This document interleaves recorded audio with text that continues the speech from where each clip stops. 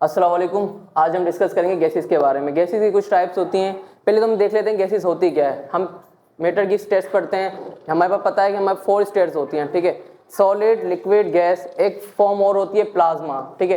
Plasma को हम इतना नहीं पढ़ते क्योंकि वो थोड़ी कॉम्प्लिकेटेड होती है, तो इस वजह से हम जो अपनी क्लासेस के अंदर पढ़ते हैं क्या, सॉलिड, लिक्विड एंड गैस।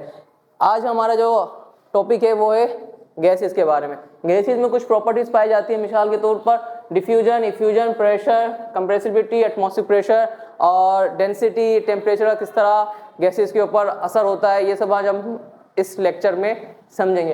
पहले देखते हैं डिफ्यूजन क्या होती है। डिफ्यूजन होती है आपके पास इंटरमिक्सिंग ऑफ 2 और मोर देन गैसेस, यानी जब 2 से ज्यादा गैसेस जब आपस में मिल रही होती हैं, वो किस तरह मिलती हैं और उसकी वजह क्या होती है। इनकी वजह होती है गैसेस के अंदर रैंडम मोशन पाई जाती है। क्या पाई जाती है? Random motion. और ये गैसेस के जो मॉलिक्यूल होते हैं एक दूसरे से क्या करते हैं, कोलाइड करते हैं, जिसकी वजह से जो डिफ्यूजन है वो हो पाती है, ठीक है।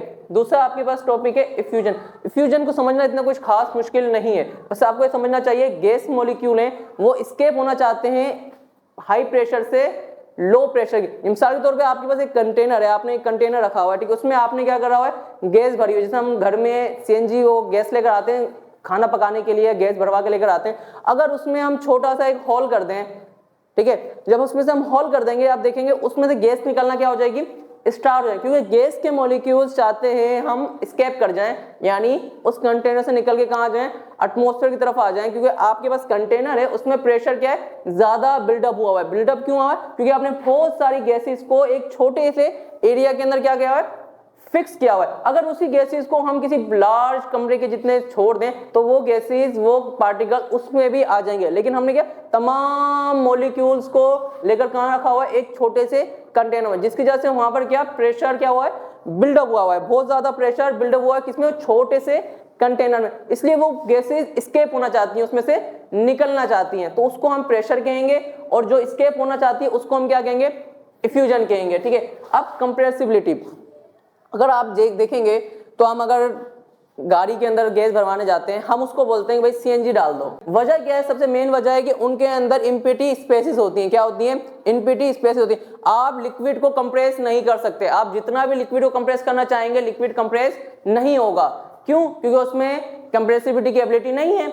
गैसेस में कंप्रेसिबिलिटी की एबिलिटी होती है, जिसकी वजह से हम क्या, बहुत सारे गैस के मॉलिक्यूल्स को एक छोटे कंटेनर के अंदर क्या कर सकते हैं, कंप्राइज करके रख सकते हैं। मिसाल तो जितनी आपकी इस रूम के अंदर जितनी भी मॉलिक्यूल्स हैं, हम इन मॉलिक्यूल्स को तमाम को जमा करके एक छोटे से कंटेनर में क्या कर सकते हैं, जमा कर सकते हैं। क्यों? क्योंकि गैसेस के बीच में बहुत सारी इम्पिटी, यानी एक मॉलिक्यूल उधर है तो एक मॉलिक्यूल उधर है, एक मॉलिक्यूल उधर है, एक मॉलिक्यूल, यानी मैं उनको अगर करीब लेकर आऊं तो उनके बीच में इतनी स्पेस है कि वो मॉलिक्यूल्स तमाम करीब आ सकते हैं। जब उनको हम करीब लेकर आएंगे तो वो अपनी थोड़ी सी स्टेट भी चेंज कर लेंगे। शायद वो अभी गैस है, हम उसको जब करीब लेके आएंगे वो एज अ लिक्विड शो करेंगे। किस तरह शो करेंगे आपके पास, लिक्विड। क्यों? क्योंकि आपको पता है कि इंटरमोलिकुलर फोर्स होती है, वही मैटर की वो फेस को डिसाइड करती है। अगर उसमें बहुत ज्यादा मॉलिक्यूल्स करीब होंगे तो सॉलिड रिएक्ट करेगा, मॉलिक्यूल्स में थोड़ी सी गैप होगी और इलास्टिसिटी होगी तो वो लिक्विड की तरह करेगा। और अगर उसके अंदर इंटरमोलिकुलर बहुत ज्यादा कम होगी तो वो किस तरह रिएक्ट करेगा आपके पास, गैसेस की तरह। तो ठीक है,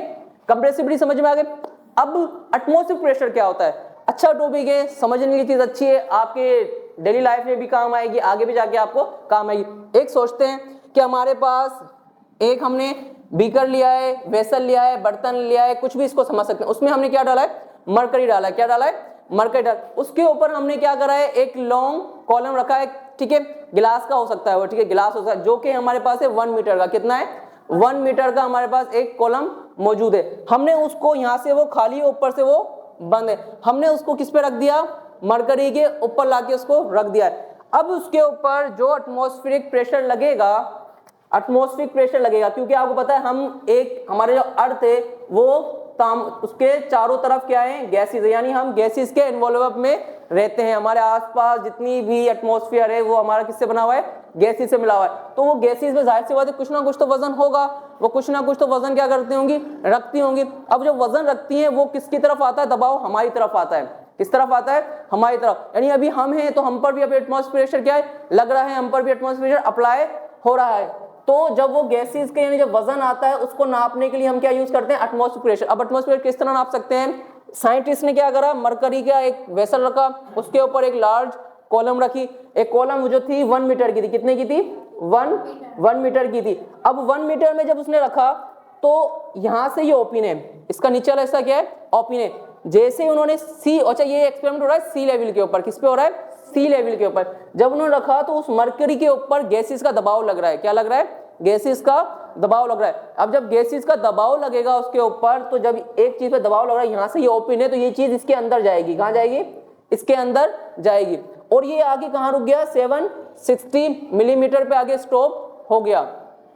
अब 760 मिलीमीटर पे आगे रुका तो हमें पता चला कि सी लेवल के ऊपर जो हमारा एटमॉस्फेरिक प्रेशर होता है वो कितना है, 760 mm ऑफ मरकरी। और 760 mm ऑफ मरकरी बराबर होता है 1 एटमॉस्फेरिक प्रेशर के, कितना बराबर होता है, 1 एटमॉस्फेरिक प्रेशर के, ठीक है। अच्छा इसमें कोई डेंसिटी भी होती है, हमने यहाँ पे लिखा हुआ नहीं पड़ा, मैं आपको डेंसिटी का फिर भी ओवरव्यू देता जाता हूँ कि डेंसिटी क्या होती है। डेंसिटी के गैस के मॉलिक्यूल्स कब करीब हैं, कब डेंस हैं और कब दूर हैं, इसका डायरेक्ट इन पे असर होता है टेम्परेचर से। किस पर असर होता है, टेम्परेचर। अगर हमारे पास गैस के मॉलिक्यूल्स हैं, ठीक है, मिसाल तौर पे हमारे पास कुछ गैस के मॉलिक्यूल, अगर मैं उसमें टेम्परेचर देता हूँ, क्या देता हूँ, टेम्परेचर, तो उसके जो मॉलिक्यूल्स हैं एक्सपेंड होंगे, क्या होंगे, एक्सपेंड होंगे, एक दूसरे से दूर दूर जाएंगे, कहाँ जाएंगे, एक दूसरे से दूर। और अगर मैं उनका टेम्परेचर कम करता हूँ या डिक्रीज करता हूँ तो वो क्या होंगे, उसके मॉलिक्यूल्स आपस में क्या आएंगे, करीब करीब आएंगे। यानी टेम्परेचर से डेंसिटी को हम बढ़ा भी सकते हैं और डेंसिटी की गैसेस को कम भी कर सकते हैं। हाई टेम्परेचर करेंगे तो डेंसिटी क्या होती रहेगी, उसकी कम होती रहेगी, और टेम्परेचर कम करते रहेंगे तो डेंसिटी भी क्या होती रहेगी, उसकी ज्यादा होती रहेगी। यानी एक्सपेंशन, अगर हीट देंगे तो गैस के मॉलिक्यूल एक्सपेंड होंगे, और उसको हम अगर कोल्डनेस देंगे, फ्रीज करेंगे, तो उसके मॉलिक्यूल्स क्या हो जाएंगे, कम हो जाएंगे। इसकी सबसे अच्छी एग्जाम्पल है वो हमारे पास गर्मियों के अंदर, सर्दियों के अंदर जो हमारी बाइक की ट्यूब होती है, अगर आप बाइक वाले के पास जाओगे वो तो आपको गर्मियों के अंदर गैस कम रखता है। क्यों, क्योंकि आप जब गाड़ी चलाओगे तो रोड भी आपका क्या है, गर्माइश की वजह से गर्म हुआ है, आपकी बाइक भी क्या है, गर्म है। जब आप गर्म रोड पे चलोगे तो गैसेज जो होंगी वो फैलेंगी और आपकी ट्यूब भी फाड़ सकती है, ठीक है, ट्यूब क्या हो सकती है, फट। लेकिन सर्दियों में हम गैस अगर फुल भी रख के चलते हैं तो इतना रोड गर्म नहीं होता, तो वो गैस इतनी ज्यादा एक्सपेंड नहीं होंगी।